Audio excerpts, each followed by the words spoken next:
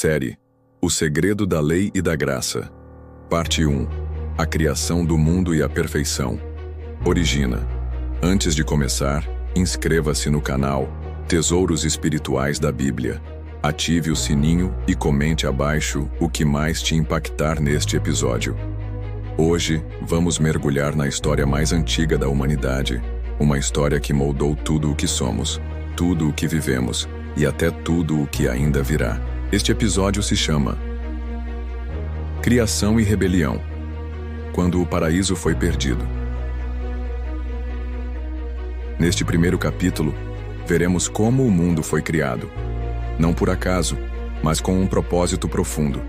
Descobriremos como a perfeição original começou a se desgastar, mesmo antes de qualquer pecado ser cometido.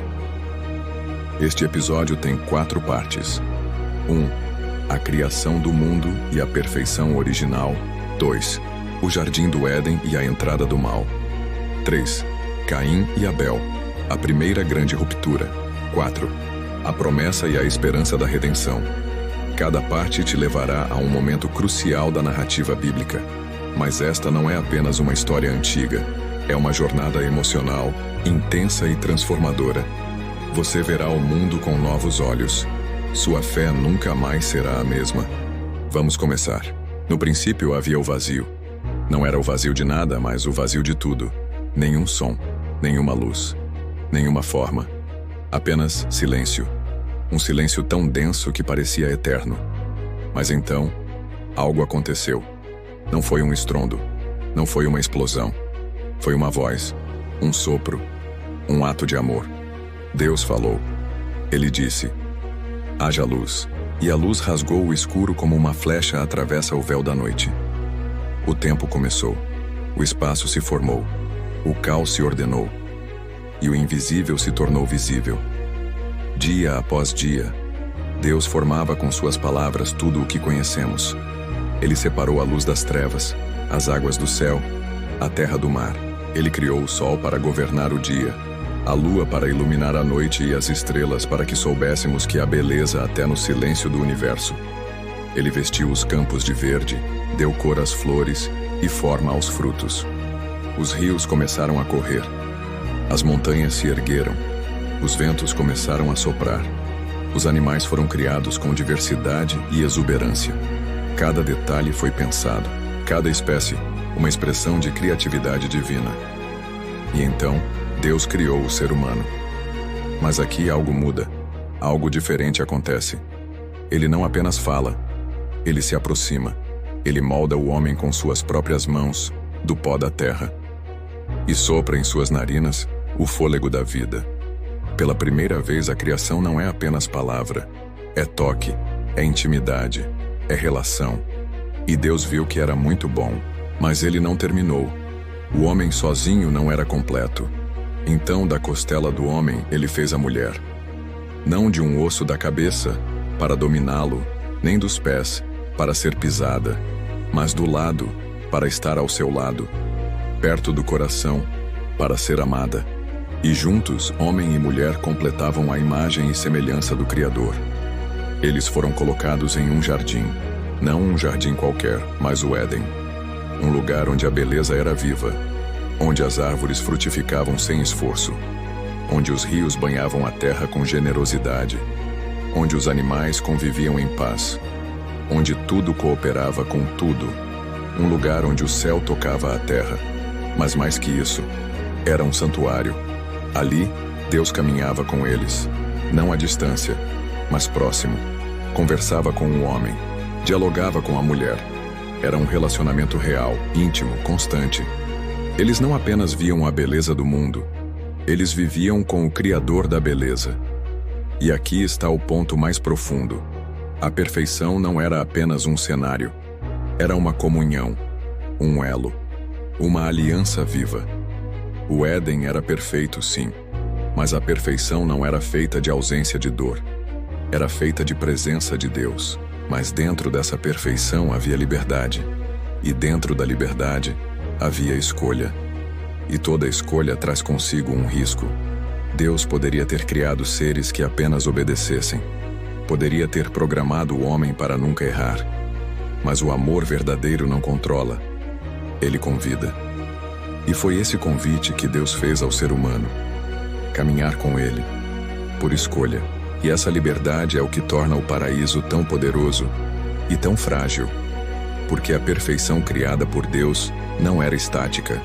Ela era dinâmica, viva, em constante construção. Ela dependia de uma resposta diária de amor, de confiança, de entrega. Deus deu ao homem a responsabilidade de cuidar do jardim, de cultivar, de preservar, de governar. Ele não foi feito apenas para desfrutar, mas para participar, para ser co-criador, jardineiro, guardião. Mas mesmo no Éden, havia um limite, uma árvore, um mandamento, um teste. Não porque Deus queria reprimir, mas porque todo amor precisa de um limite que o proteja. Toda liberdade precisa de um ponto de equilíbrio. E era ali, naquela árvore, que o pacto de confiança seria mantido ou quebrado. E é aí que a tensão começa. Não de fora, mas de dentro. O ser humano, livre, começa a perceber que também pode questionar, pode decidir, pode arriscar. E essa possibilidade silenciosa já anuncia o que virá. Mas isso é assunto para a próxima parte. Hoje, você viu que o mundo começou com beleza, com ordem, com propósito. Que você não é fruto do acaso, mas de um plano eterno. Que você foi criado para viver em comunhão. Que o amor de Deus está nas raízes da existência. Mas a pergunta agora é: o que aconteceu com tudo isso? Como o paraíso foi perdido? Se você quer entender como a primeira escolha errada afetou todas as gerações, inclusive a sua, continue assistindo. Porque a próxima parte revelará o momento em que tudo mudou. A primeira tentação, o primeiro pecado, a primeira ruptura. Este episódio não é apenas sobre o passado, é sobre o presente, é sobre o futuro, é sobre você. Aguarde, porque a próxima parte começa logo após esta. O Jardim do Éden e a entrada do mal. No princípio, o universo era puro vazio. Não o vazio de nada, mas o vazio de tudo. Nenhuma luz, nenhuma cor, nenhum som, nenhum movimento. Era o silêncio absoluto, uma quietude que transcende nossa compreensão. A ausência de tudo parecia perfeita, mas ainda assim algo estava prestes a acontecer. Algo que mudaria a realidade. Algo que transformaria o nada em algo grandioso. E então Deus falou. Uma palavra, um sopro, um ato de amor tão intenso que deu origem ao universo. Haja luz, ele disse. E imediatamente a luz surgiu, quebrando o vazio. A criação não foi algo gradual, mas um movimento tão profundo e poderoso que sequer podemos definir em termos humanos de tempo. Em momentos ou talvez instantes que não se encaixam no nosso conceito de tempo, o mundo foi formado. Cada estrela, cada planeta, cada ser vivo, tudo foi criado com um propósito. Não foi um acidente. Foi uma ação direta do Criador, que ao olhar para sua criação, disse que tudo era muito bom. Mas em meio a essa perfeição, Deus teve um desejo ainda mais profundo. Ele queria algo mais. Algo além de criaturas que apenas existissem. Ele queria seres capazes de amar, de compreender, de se conectar. E assim, ele criou o homem e a mulher à sua imagem e semelhança. E em sua sabedoria, não criou um homem solitário, mas um homem e uma mulher porque a perfeição se reflete na harmonia, na complementaridade. O homem e a mulher foram feitos para viver juntos, para ser um espelho da própria natureza divina. Eles foram colocados em um jardim imenso e exuberante. Um jardim onde tudo o que tocava o solo florescia, onde a vida era plena e sem limites. Um jardim de absoluta abundância. Mas este não era apenas um paraíso físico, era um paraíso espiritual, onde a conexão com Deus era tão natural quanto o respirar. No Éden, não havia dor, não havia sofrimento, não havia medo. Ali, o homem e a mulher tinham um relacionamento direto com o Criador. Podiam caminhar ao seu lado, ouvir sua voz, sentir sua presença. Mas o mais importante e o segredo mais profundo daquele lugar é que a perfeição não era apenas um estado físico ou emocional. Ela era uma relação, um pacto de harmonia. Havia beleza e plenitude, mas também tensão, porque mesmo no melhor dos mundos, a liberdade de escolha é o maior presente e o maior risco. Essa liberdade concedida por Deus foi a chave. Eles eram perfeitos, mas não eram marionetes. A perfeição estava ligada à liberdade, e a liberdade implica escolhas. Cada decisão, por mais simples que fosse, tinha peso, porque Deus os havia feito para ser coparticipantes na criação. Ele deu a eles o direito de escolher amar ou não, de se submeter ou não à sua vontade. A perfeição não era algo que se possuía, mas algo que se vivia, algo que se cultivava. O que você precisa entender é que a perfeição original não era um estado fixo, mas um convite. Era um convite para viver em união com Deus, com os outros e com toda a criação. E, ao mesmo tempo, era um convite para experimentar o mundo e escolher como reagir a ele, como viver dentro dele, como cuidar dele. Mas o que aconteceu quando essa liberdade foi colocada à prova? Como esse equilíbrio perfeito se quebrou? Foi aqui que começou o grande drama. O homem e a mulher, no ápice da perfeição, tiveram a chance de escolher. Eles estavam cercados de tudo o que era bom, mas havia uma única coisa que eles não podiam fazer. O mal não era algo evidente ou impositivo, mas uma sutil presença que se escondeu atrás de uma pergunta, uma dúvida lançada em seus corações. Aqui surge a primeira grande tensão. O mal não entrou de fora, mas de dentro, com a dúvida sobre o que é bom e o que é certo. Uma simples escolha em um momento de tentação mudaria o curso de tudo. A liberdade que Deus deu aos primeiros humanos não foi uma liberdade sem riscos. O mal, que antes não existia, encontrou uma porta aberta. E assim, a perfeição foi rompida. Não por um ataque de fora, mas pela decisão interna de desobedecer a um único mandamento. A entrada do mal no Éden foi a entrada de algo que jamais deveria ter sido permitido, mas que, ao mesmo tempo, tornou-se parte do plano maior de redenção que Deus tinha para toda a humanidade. Agora, a pergunta se torna inevitável.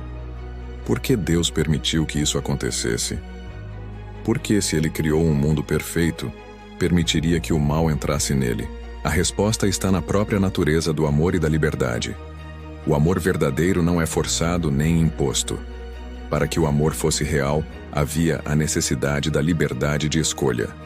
E essa liberdade trazia consigo o risco de que o mal entrasse, mas também a possibilidade de um amor genuíno e de uma redenção verdadeira. Portanto, o Éden, tão perfeito e puro, não era apenas um lugar, mas um cenário para o maior drama da história humana: a queda. A entrada do mal não foi apenas um evento isolado. Foi o começo de um processo que se desdobraria por toda a humanidade, afetando o mundo em que vivemos até hoje. E mesmo assim, Deus não abandonou sua criação. Ele tinha um plano, e esse plano começou a ser revelado logo após a queda. Agora, o que aconteceu após essa queda é o próximo capítulo. Como a perfeição foi perdida e como Deus, em sua misericórdia, começou a trilhar o caminho da restauração. Como o pecado afetou não apenas o Éden, mas toda a história humana. Para entender isso, continue assistindo. Porque este episódio não é apenas sobre o passado, é sobre o presente. O pecado, a queda, não é algo distante. Ela ainda nos afeta, ela ainda nos influencia. E as lições que podemos aprender com a queda são, de fato, lições para a nossa vida hoje. Não apenas sobre o que aconteceu, mas sobre como podemos lidar com as tentações, as escolhas e a restauração que Deus ainda oferece. Fique atento, porque a próxima parte começa logo após esta. Parte 3. Caim e Abel. A primeira grande ruptura. Antes de tudo, comenta aqui embaixo o que mais te chamou a atenção na parte 2. O que Deus falou com você? Qual foi o versículo ou trecho que mais tocou seu coração? Aproveita e deixa um joinha, se inscreve no canal Tesouros Espirituais da Bíblia e compartilha esse vídeo. Isso ajuda essa mensagem a alcançar mais vidas. No começo tudo era novo. Tudo era puro. O mundo havia sido criado com uma beleza que hoje é difícil até imaginar. Deus havia formado os céus e a terra, moldado o homem com suas próprias mãos e soprado vida em suas narinas. Depois, deu a ele uma companheira, Adão e Eva. E eles não apenas existiam. Eles viviam em comunhão direta com o Criador. Mas o que era perfeito logo se rasgou. A serpente enganou. A mulher caiu. O homem consentiu. E a voz de Deus, que antes era doce e próxima, agora ecoava como julgamento. Onde estás? Expulsos do Éden, eles agora pisavam num solo diferente. Um mundo com espinhos. Um mundo com dor. Um mundo com suor e sangue. E é nesse novo cenário que nascem os dois primeiros filhos da humanidade. Caim e Abel. 2 irmãos. 2 ofertas. 2 atitudes diante de Deus. E aqui começa o que talvez seja a primeira grande ruptura da história humana. Não apenas uma ruptura familiar, mas espiritual. Abel era pastor de ovelhas, cuidava da vida, era sensível à presença de Deus. Caim era lavrador, trabalhava com a terra, essa mesma terra que agora, por causa do pecado, havia sido amaldiçoada. Ambos ofereceram algo a Deus, mas Deus se agradou de Abel e de sua oferta, e não se agradou de Caim. Por quê? O texto de Gênesis não detalha tudo, mas Hebreus 11:4 nos dá uma pista. Pela fé, Abel ofereceu a Deus mais excelente sacrifício do que Caim. Não era apenas sobre o que foi oferecido, mas sobre o coração com que foi oferecido. Caim sentiu raiva, sua face caiu, ele ficou perturbado, amargo, ressentido. E Deus, em sua misericórdia, alertou: Por que te iraste? Se fizeres o bem, não serás aceito? O pecado jaz à porta, e sobre ti será o seu desejo, mas cumpre a ti dominá-lo. Mas Caim não dominou o pecado, ele o abraçou. E o que vem em seguida é a primeira morte causada por um ser humano. Num campo longe dos olhos dos pais, longe de qualquer altar, Caim mata seu irmão. Do ciúme nasceu a ira, da ira, o ódio, do ódio, o sangue. E esse sangue não ficou calado. Deus disse: A voz do sangue do teu irmão clama a mim desde a terra. É forte, não é? O sangue tem voz. A dor inocente sobe aos céus como um grito silencioso que o homem ignora. Mas Deus escuta. Caim tenta esconder. Ele responde: Sou eu guardador do meu irmão? Mas não há como enganar o Criador. O Senhor sentencia Caim. A terra que ele lavrava agora se recusa a lhe dar força. Ele será fugitivo e errante. E mesmo assim, mesmo diante de tamanha transgressão, Deus ainda coloca um sinal de proteção sobre Caim. Porque sim, o julgamento vem. Mas a misericórdia de Deus ainda brilha, mesmo em meio às trevas. Agora pare e pense. O que tudo isso significa? Isso não é apenas um relato antigo. É um reflexo do que vemos até hoje. Pessoas escolhendo o caminho da inveja, da comparação, da raiva, da destruição. Irmãos virando contra irmãos. O ego tomando o lugar da adoração. Mas também é um alerta. Deus continua perguntando: Por que te iraste? Deus continua dizendo: O pecado está à porta. Domine-o. E talvez Ele esteja dizendo isso a você agora. Quantas vezes já oferecemos algo a Deus com o coração errado? Quantas vezes olhamos para o outro e sentimos inveja da bênção dele, ao invés de cuidar da nossa própria entrega? A história de Caim e Abel nos convida a refletir sobre nossa motivação diante de Deus. O que estamos oferecendo? Estamos trazendo o nosso melhor ou apenas o que sobra? Estamos ofertando com fé ou por obrigação? E principalmente, estamos dominando o pecado ou sendo dominados por ele?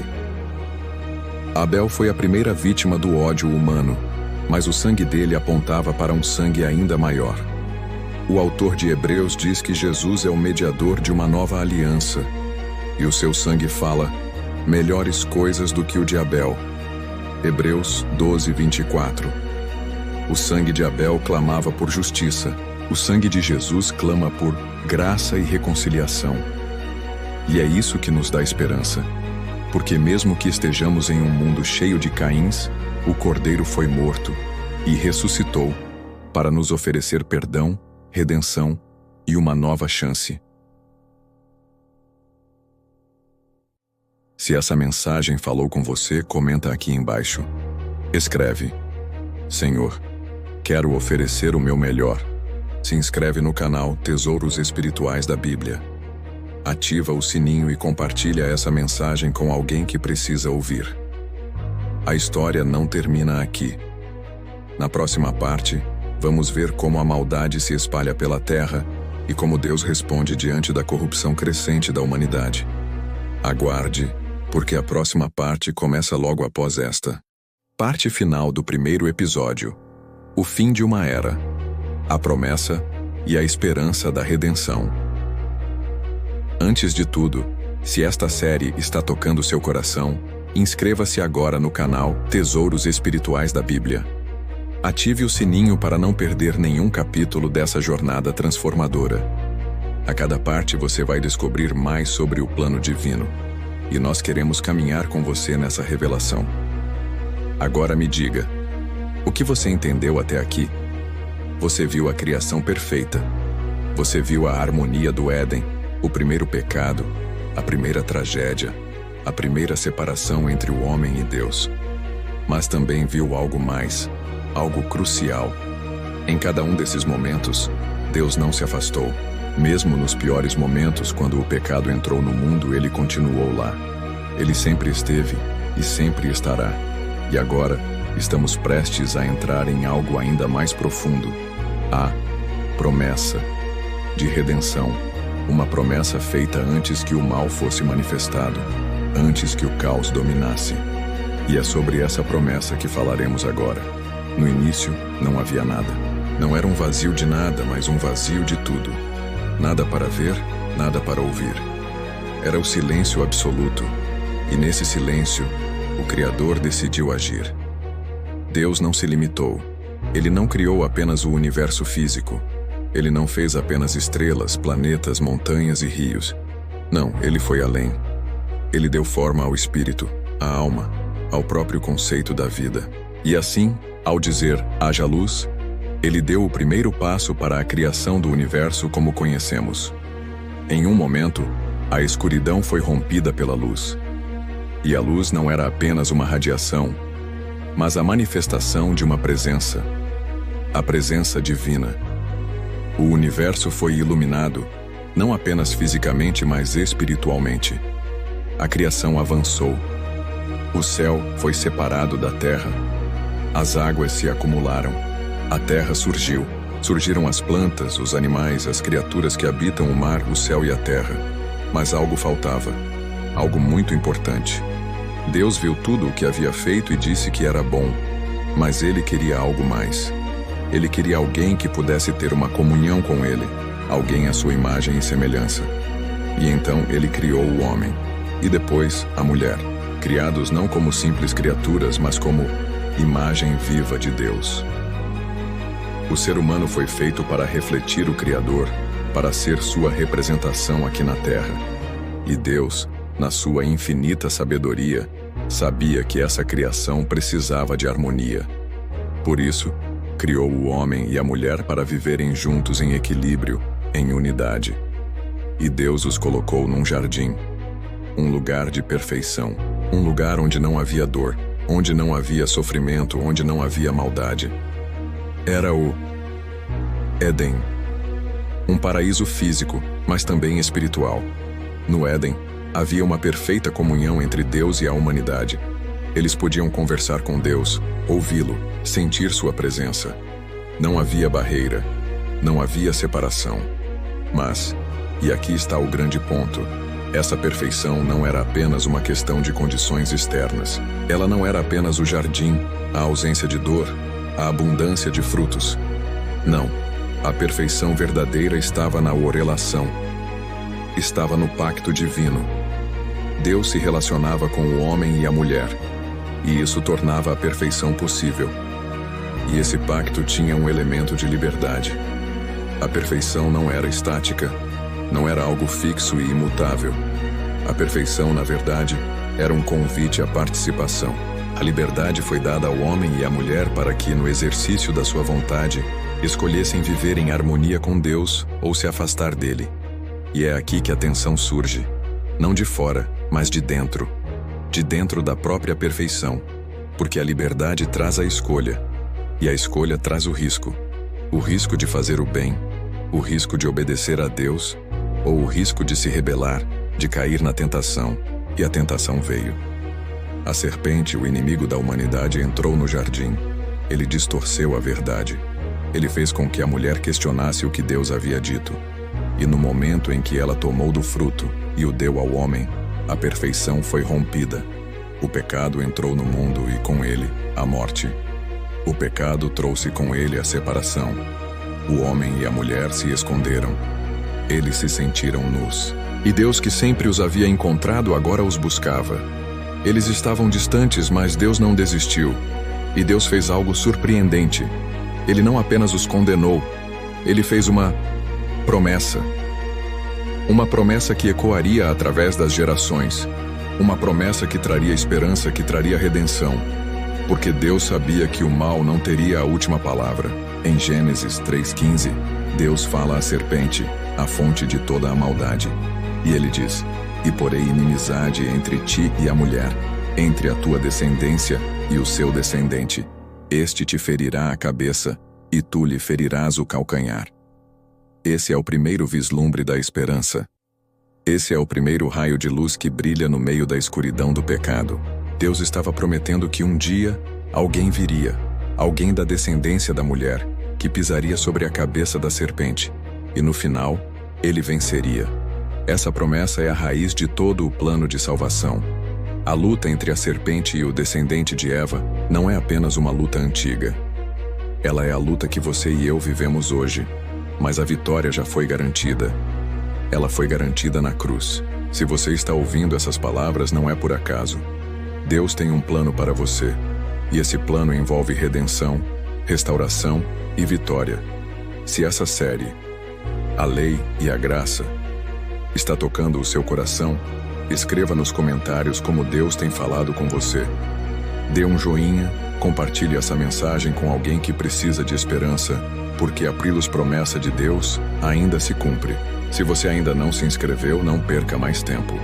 Clique no botão de inscrever-se, ative o sininho e venha conosco continuar essa jornada, porque o que vem a seguir é ainda mais poderoso. No próximo episódio, o dilúvio, quando Deus disse: basta.